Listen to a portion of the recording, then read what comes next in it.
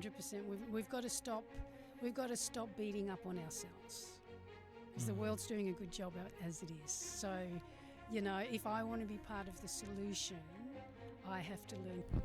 Hey guys, welcome back to another brand new episode of The Round Table. And in today's episode, I was so honored to be joined by AnneMarie, who shared her own personal life experiences of what she's been through, but also how she's been able to overcome it.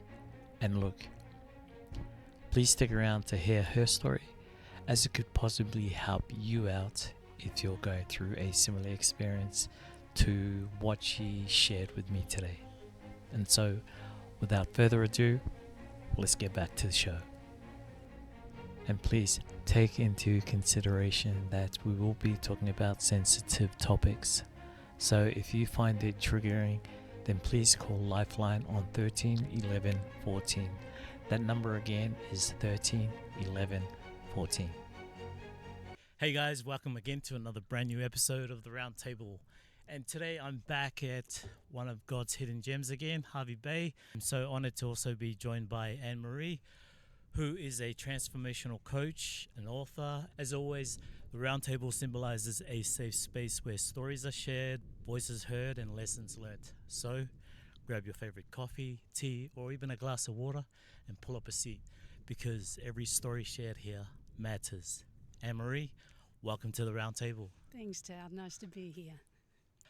So before we kind of dive into everything that you do you mind just sharing a little bit about yourself and your background? Sure.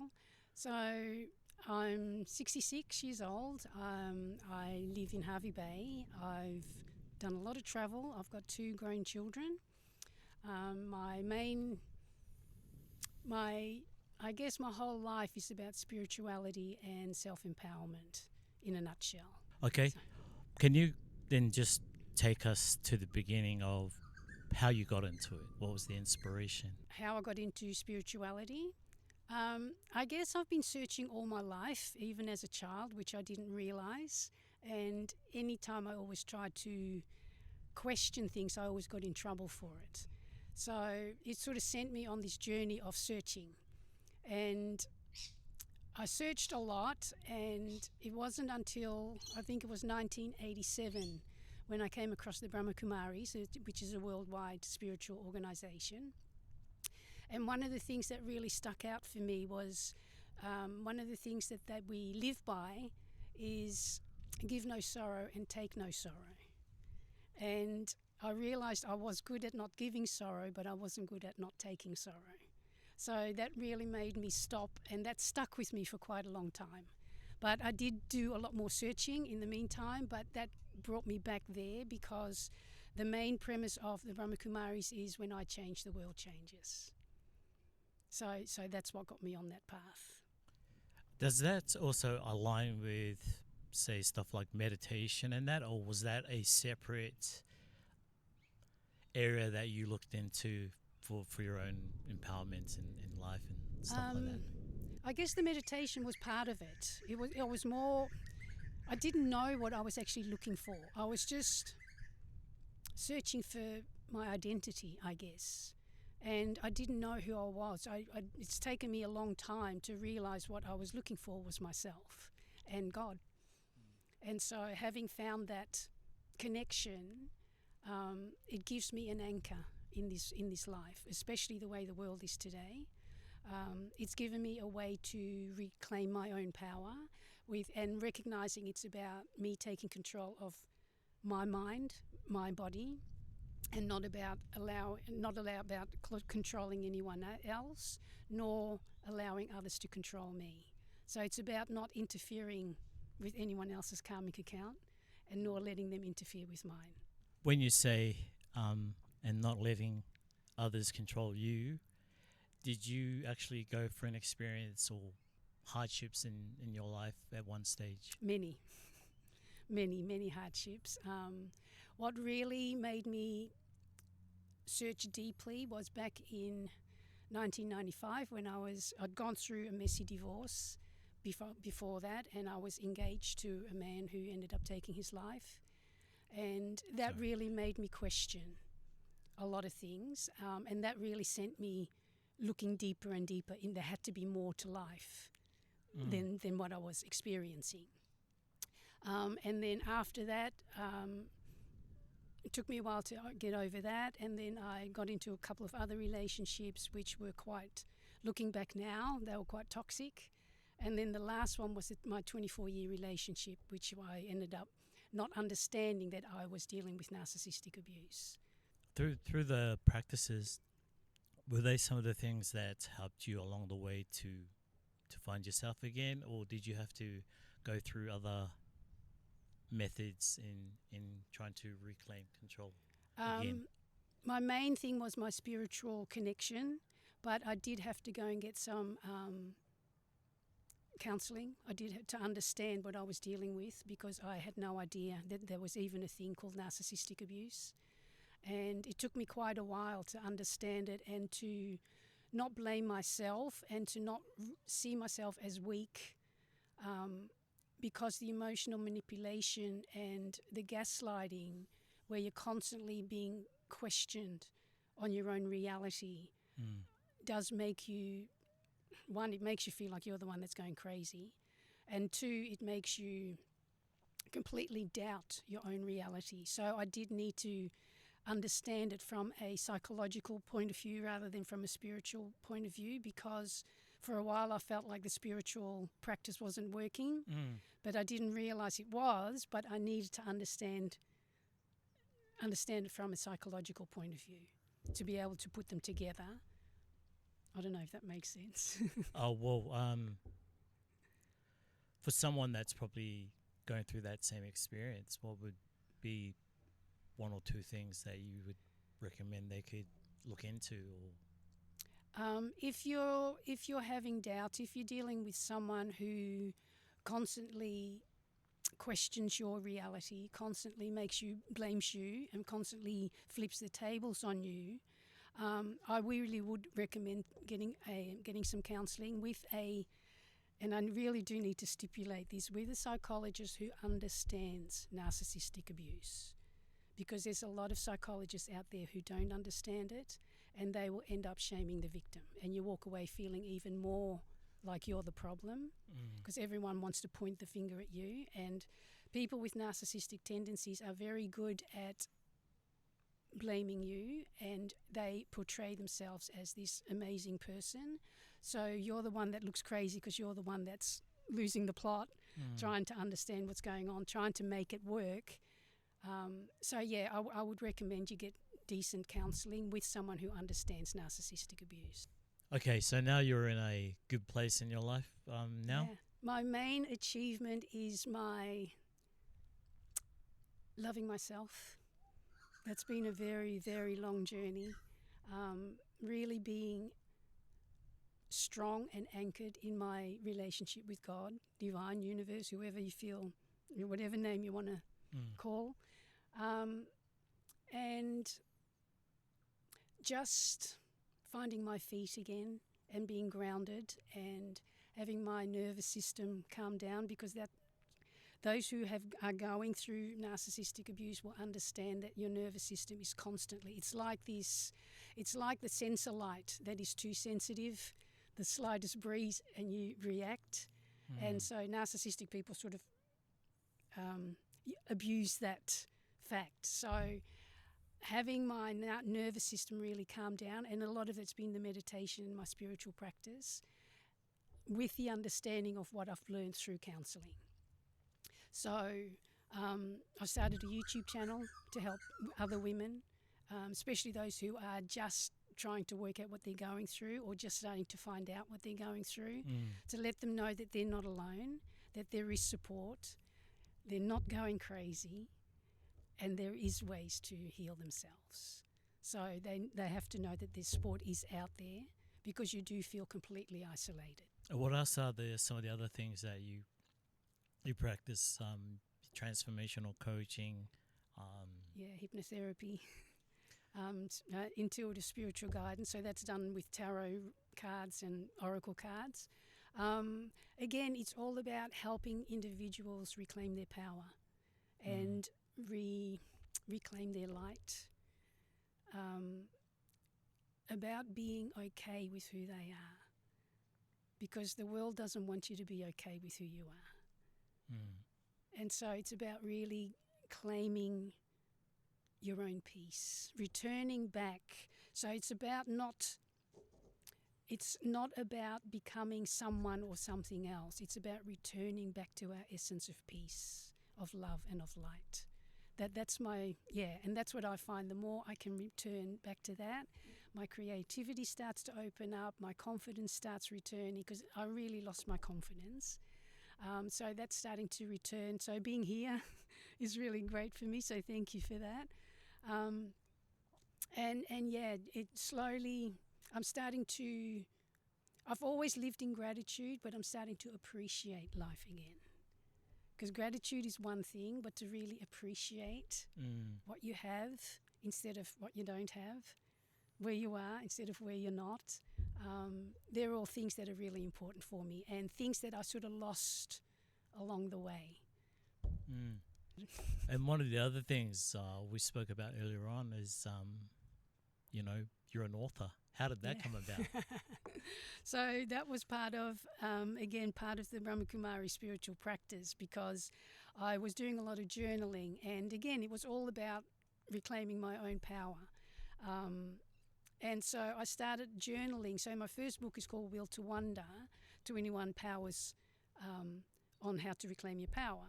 And so I was looking at our different virtues that mine were quite weak, that I needed to really practice. So I was journaling on that, and then someone said to me, you should put that into a book. And that's really how it came about. And then I was like, oh, yeah. And I sort of made a joke about it. And then they said, no, serious, put it in a book, and you need to put a date on it. So I learned all about that, because before all that, I also did personal development coaching before I even got into the transformation coaching. So there they taught you to make sure that, you set a date, you do your goal setting, you do your action planning. So I thought, okay, I better put that into practice and see. And so that's how the first book came about. And then I wasn't planning to do a second book, which is called Peace, Power and You. But that one came about because I realised when I was on the road promoting my first book, a lot of the things that I was sharing wasn't actually in the book. It was more more giving them the tools, because in the first book it's really about the different powers that we need to reclaim and how to put that into practice. But I would sort of keep going off and realising in order for them to understand about our virtues and not see it as a religious thing, I sort of started branching out, and then they said, oh, you need to put that in a book. So that's how the second book came about. But that wasn't on my bucket list to be an author. So, and since then I also produced a meditation CD. So that's been very helpful, and it helps others. So how many books have you written? I've got 2. Nice. Yeah. Is there a third book in the I works? was planning. I started that, and it was more to do about healing from narcissistic abuse. But I don't know, it may still be one. But at the moment, I realise it was more for my own healing, all the writing, because I do journal a lot for myself.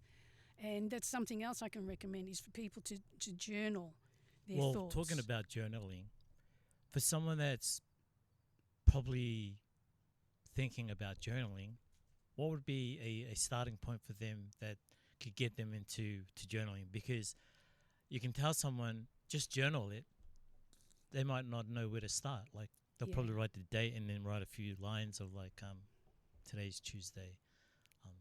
Where do they go? Where do they kind of express everything that they're feeling when it comes to journaling? I think one of the important thing is to allow yourself to just write without, because often we feel like there's someone looking over our shoulder. So we start to censor ourselves, we start to critique ourselves, and so it becomes more like today's Tuesday. And so often I would say to people, allow yourself to just sit, and whatever comes up, you just write. Don't critique it. Don't just write until you stop writing. Whatever, don't even look at it. Just keep writing. Doesn't matter, because if you stop and read it, then you go, oh, rubbish, right? So don't just write, whatever, even if it's nothing. Write nothing, and then all of a sudden you'll start flowing, right? And then I often suggest put it away for a couple of days. Don't look at it. And then when you're ready, bring it out and read it. And there will always be some kind of message in there that you might have missed in the past, right? I mean, other things you can do is ask yourself some questions, but often that can be quite harsh for people. Right, that can be quite harsh for people because they start critiquing themselves instantly. So I always find the easiest is to just allow yourself to sit, even if you think nothing is coming. Right, nothing is coming. Right, allow yourself to just scribble, doodle, whatever. Give yourself that time to just sit there. And again, don't critique yourself. Because I know when I started, I realised I was constantly censoring myself, constantly, right? Because we unconsciously think there's someone looking over our shoulder. And there's that inner shame and that inner criticism that comes out. So to just write without, just let it flow, doesn't matter. Doesn't matter if it makes no sense. Just let it out. And often once you start, you might be surprised how I can't stop. And it won't make any sense to you. That's why don't read it.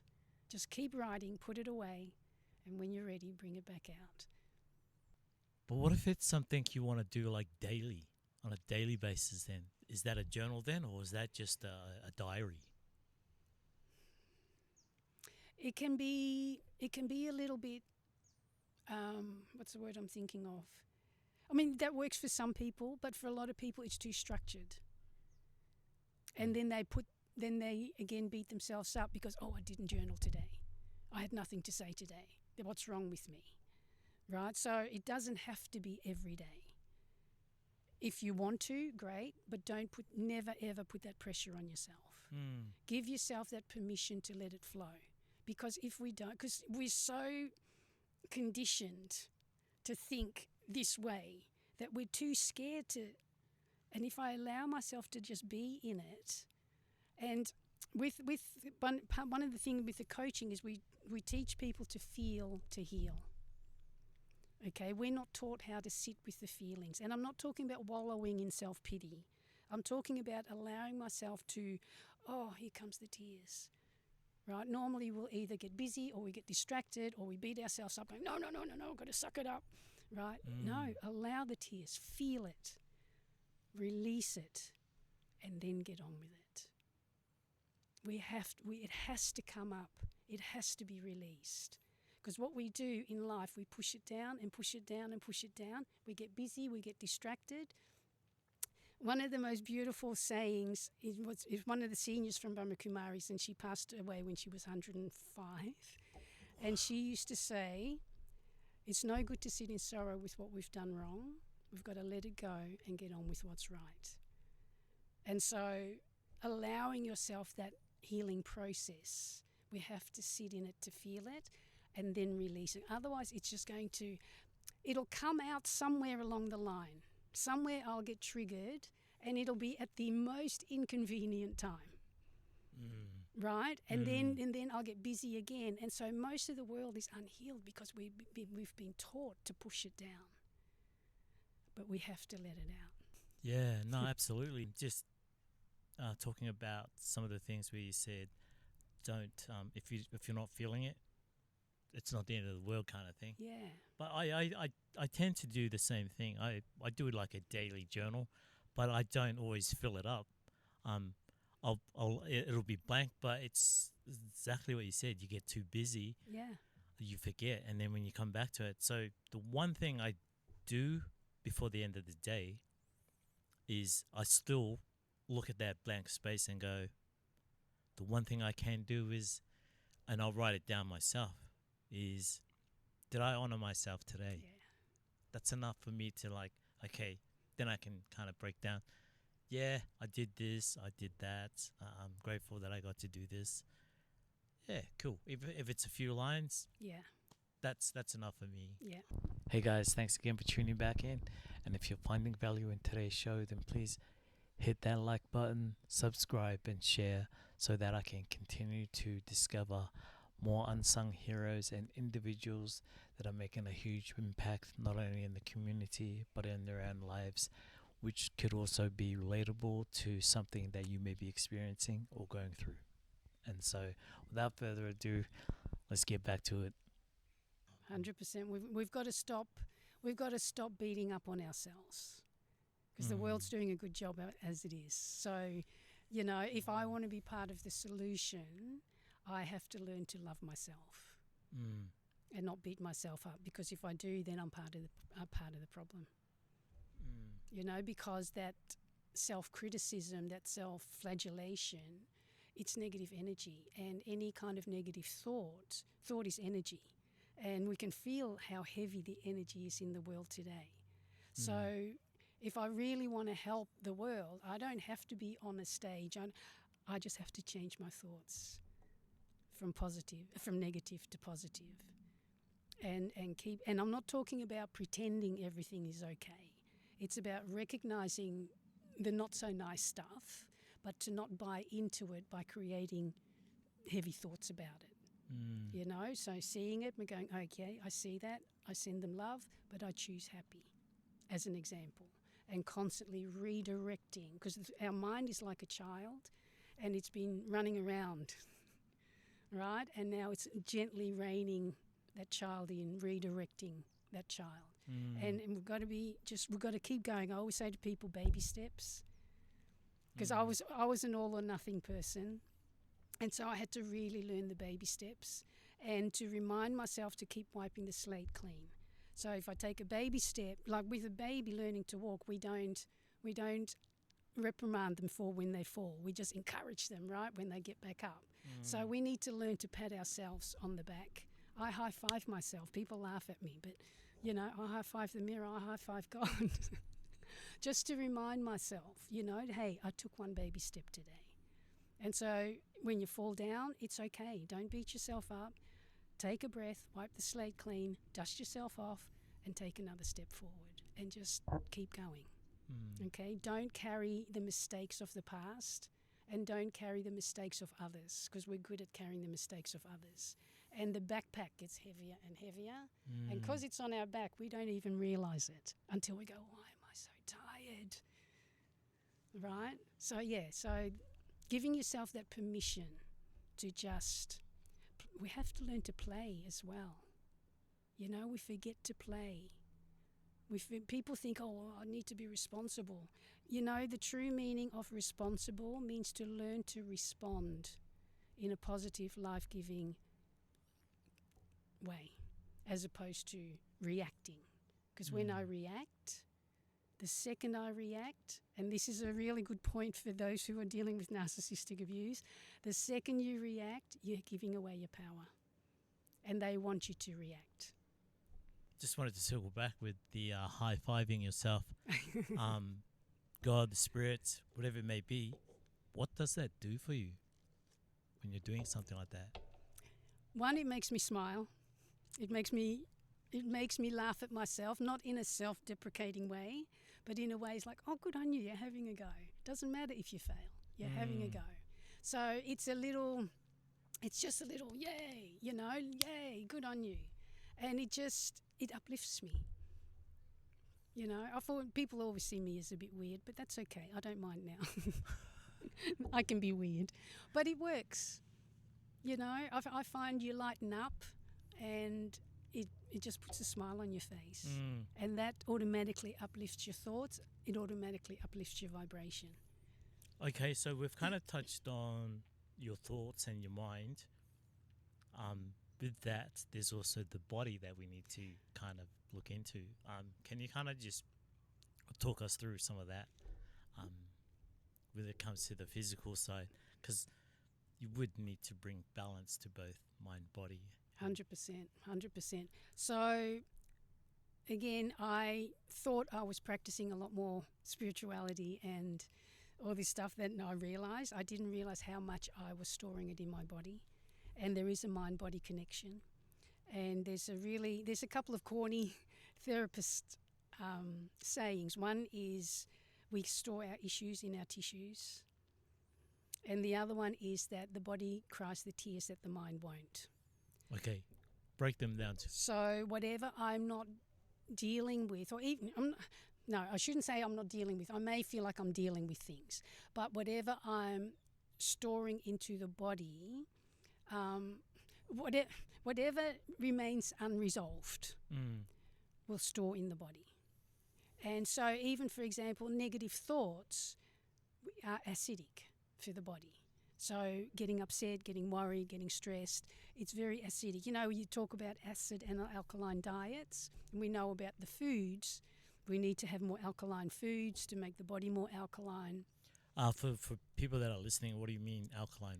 So there's an alkaline and acid balance within the body, and certain foods like lemon is one of the most acid fruits, acidic fruits, but it's one of them. It becomes the most alkaline ash in the body, and so we need more alkaline in the body because acidity makes the body ill.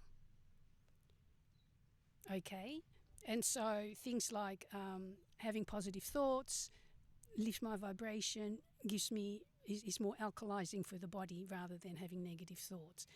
Cold showers, for example, are more alkalizing than hot showers. And when you're in pain, like I've been in chronic pain for a long time, I've got complex health issues. Hot showers is what I look forward to in winter because it soothes the body, but I'm aware that it's acidic. So I need to make sure that I balance it out. So, for example, if we're talking about food alone, it's often suggested that a healthy person should be having a 60% alkaline diet and 40% acid.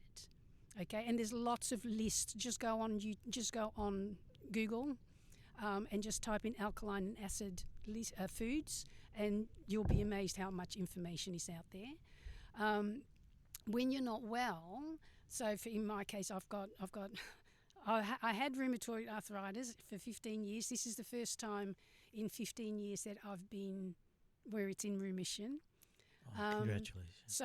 But I've also got fibromyalgia and osteoarthritis.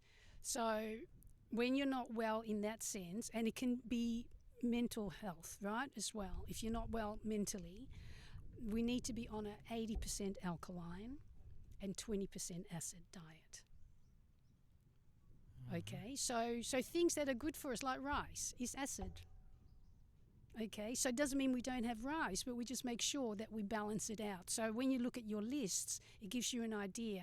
I can't think offhand at the moment to give you a big list, but you know, you'll be amazed at what you can eat to balance it out. And like I said, one of the main things is keeping a positive mind, because that's very alkalizing for the body. So what about some of the exercises that would ideally be, Yeah. So for me, I used to be a hoop dance teacher. I used to teach hula hoop dancing for seniors. Nothing wrong with that. And that's a lot of fun, but not everyone is into that. But what I learned to do is, because I also used to be a Qigong teacher, so I mixed that up with hoop. I called it hoop chi. So it was a mix of using small hula hoops with Qigong. So anything, you don't have to do anything major. Qigong, Tai Chi, they're amazing things that you can do for yourself, especially Qigong, because Qigong goes deeper into the body's health. And there's different types of Qigong, and there's so much free stuff on YouTube. You know, we can use the excuses that, I can't afford it, but today on YouTube there's just so much free available. The universal university. Yeah. So, there's lots of stuff out there. If you can, things like rebounding, those little small trampolines that you can have in the home, they're very good if you're able to. I'm not going to suggest it for everyone. If you've got hip problems like myself, it might not be a good idea. But there's so many different things. Swimming, walking, just getting out there, grounding yourself, taking your shoes off and putting your feet on the grass, putting your feet in the sand, putting your feet in the water. Sometimes I will just stand with my feet in the water just to alkalize, just to ground, just to reset and recharge myself. And it just stops me from getting caught in that runaway train of thoughts and emotions. What would a day with AnneMarie look like from start to end? Okay, so as part of our spiritual practice, we get up at 4 o'clock every morning and we meditate for about 45 minutes. And then we have a shower. Is it like guided meditation, No, or is it just because we're in, I think we're in over 120 countries now. So wherever we are, we just sit in silence and we connect first with ourselves and then connect upwards. But even if that is too much, sometimes we will just sit and just think about our positive attributes.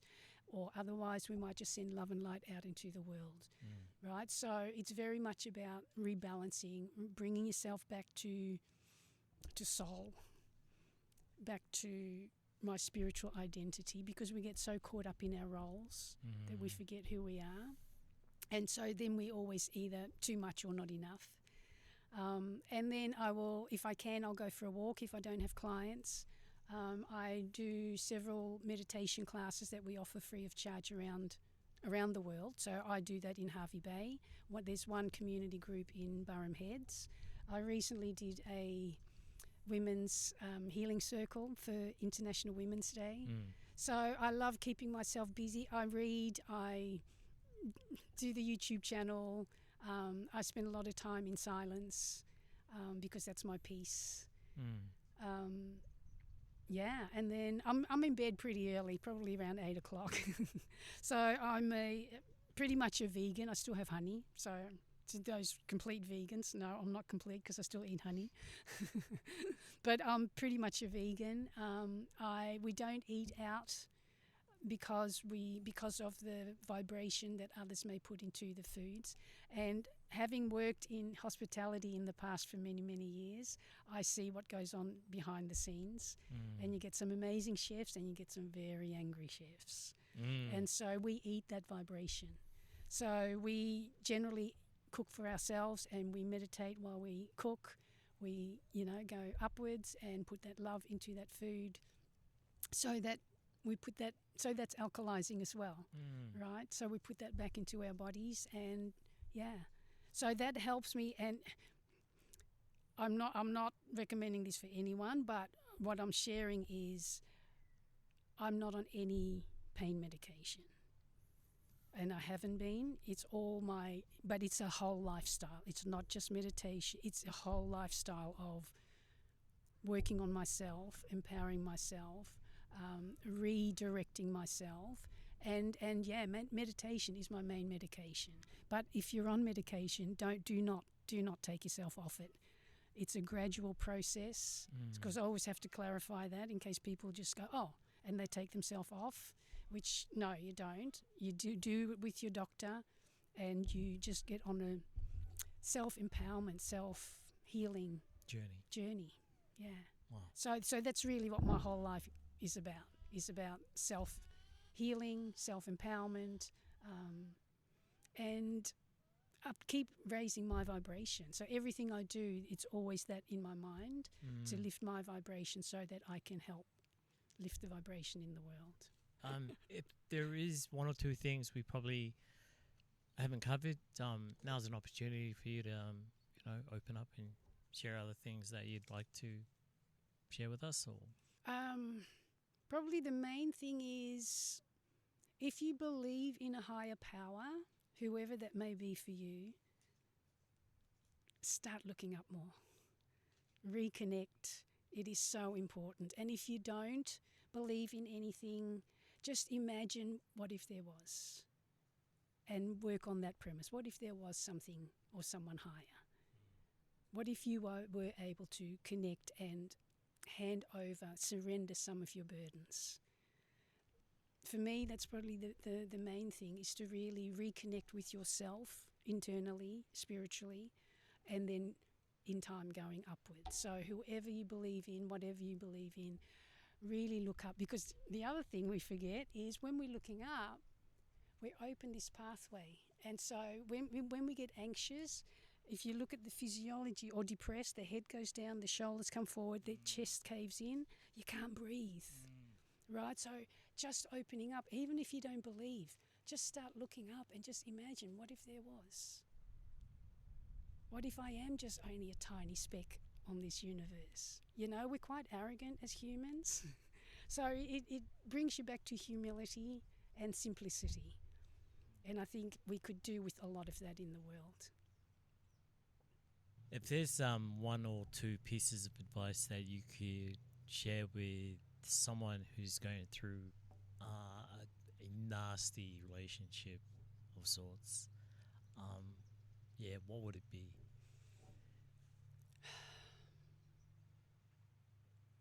Keep bringing yourself back to you and do whatever you can to not dim your own light. And even if you've only got one person in your corner, make sure you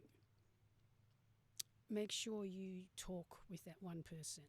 Someone who understands, someone who's not going to judge you, who's not going to shame you, someone who's going to just listen and not compare their stories, because often people will compare a breakup with a narcissistic breakup, and it's not the same, right? And I've had to go through it to understand it. So really surround yourself by people who, even if they don't understand, who are willing to be in your corner, because it's a very lonely, it is probably the most painful, destabilizing, prolonged experience I've ever been through. So it does shake you to your core. So really surround yourself with people who do care. And I'm here to remind you, I'm here. I'm here to support you. If you've got no one else, I'm here. Okay, and I'm always available. Oh, well, when I say always, you can always contact me. And really focus on, don't let others bamboozle you. I know that's easier said than done, especially when you're in that space. But know that you do deserve better, that you are worthy. No one has a right to dim your light. Oh, one other thing then. What if there's a person who actually wants to be that person, who is willing to be that shoulder they can cry on, be that ear that they can talk to?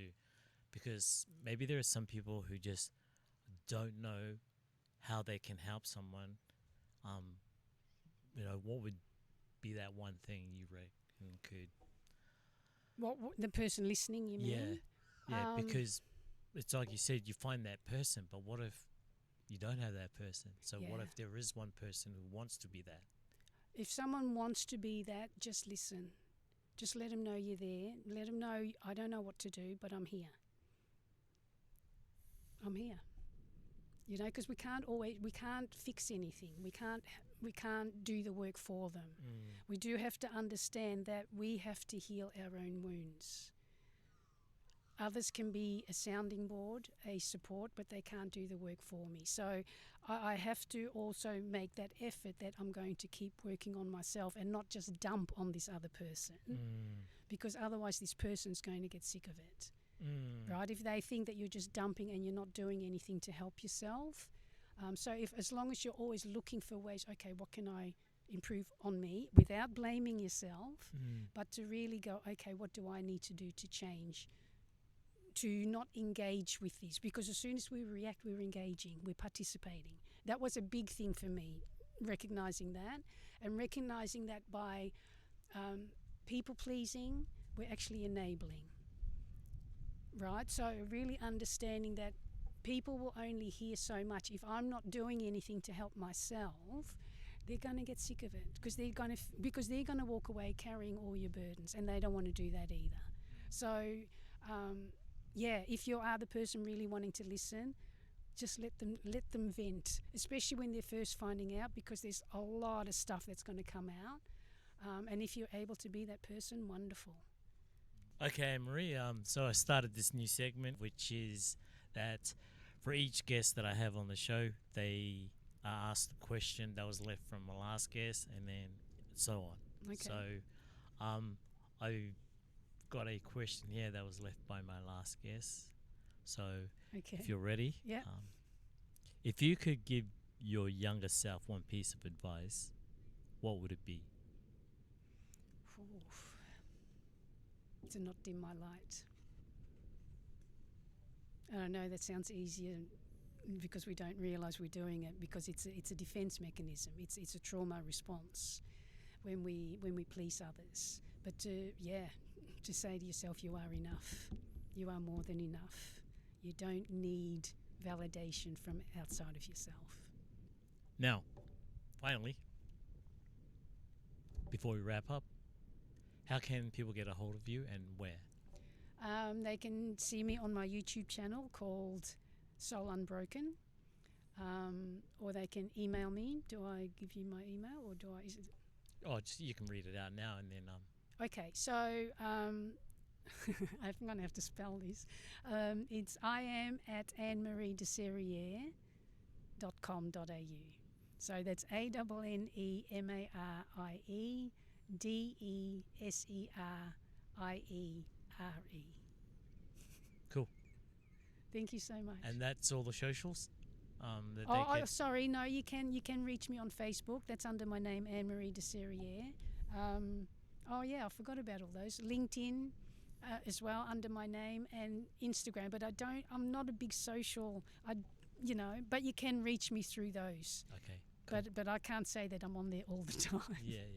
No, fair enough. Well, look, I'll add all those details in the description below. So, AnneMarie, thanks for sharing insights about the journey that you've been on, how you've overcome the challenges of the narcissistic, hardships, which will definitely benefit someone that's probably going through that same experiences, and they'll know who to contact. So, Excellent. AnneMarie, thank you for joining me at the round table. Thank you so much for having me. It's always a pleasure.